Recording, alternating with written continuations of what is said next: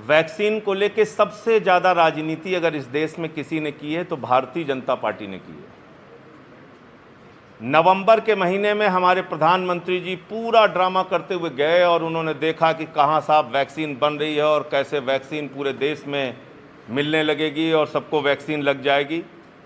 3.5% हिंदुस्तानियों को double dose अब तक लग पाई है, जो पूरे दुनिया के पैमाने पर और पूरे दुनिया के आंकड़ों से अगर आप तुलना करेंगे तो भारत वैक्सीनेशन के मामले में बहुत पीछे है, नंबर 1। और दूसरी बात, अब वो आके कह रहे हैं प्रधानमंत्री जी हिंदुस्तान में वैक्सीन फ्री लगेगी। ऐसा खुलासा उन्होंने किया कि मुझे तो सुनकर हंसी आ रही थी। अरे भाई, मैं पार्लियामेंट का मेंबर हूं, मैंने बजट का सेशन सुना, 35,000 करोड़ रुपए उसमें रखा गया था वैक्सीनेशन के लिए, और वो 35,000 करोड़ रुपए का जब वैक्सीनेशन का रखा गया था उसी वक्त कहा गया था कि वैक्सीन फ्री लगेगी हिंदुस्तान में। तो फिर ये पैसे क्यों वसूल रहे थे आप? और मैं फिर दोहरा रहा हूं अपनी बात, अगर आपने पैसे लेके वैक्सीन लोगों को लगवाए हैं 1,500, 2,000, 3,000 रुपए लेके, तो इसका मतलब ये एक बहुत बड़ा घोटाला है प्राइवेट कंपनियों के साथ मिलकर, जो आपने वैक्सीन लगाने के नाम पर जनता से पैसा वसूला। क्योंकि 35,000 करोड़ रुपए कहां गया, ये किसने पूछा?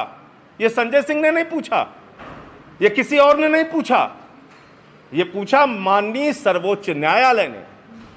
तो जब देश के सर्वोच्च न्यायालय ने भारत के सरकार की चोरी पकड़ी, तब मजबूरी में हमारे प्रधानमंत्री जी प्रकट हुए और उन्होंने कहा नहीं साहब वैक्सीन फ्री लगेगी।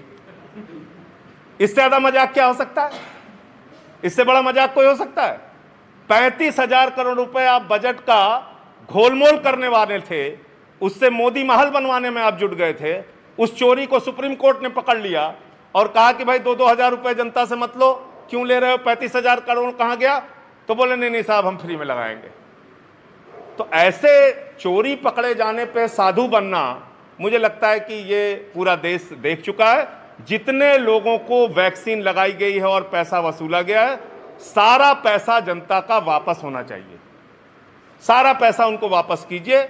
और दिल्ली की सरकार, माननीय अरविंद केजरीवाल जी भारत के राज्यों के पहले मुख्यमंत्री हैं जिन्होंने डिमांड की थी कि देश में वैक्सीनेशन फ्री होना चाहिए, वैक्सीनेशन फ्री होना चाहिए। तो हम लोग सर झुका के माननीय सर्वोच्च न्यायालय के फैसले का स्वागत करते हैं कि उनके हस्तक्षेप के कारण आज देशवासियों को फ्री वैक्सीन मिल पा रही है।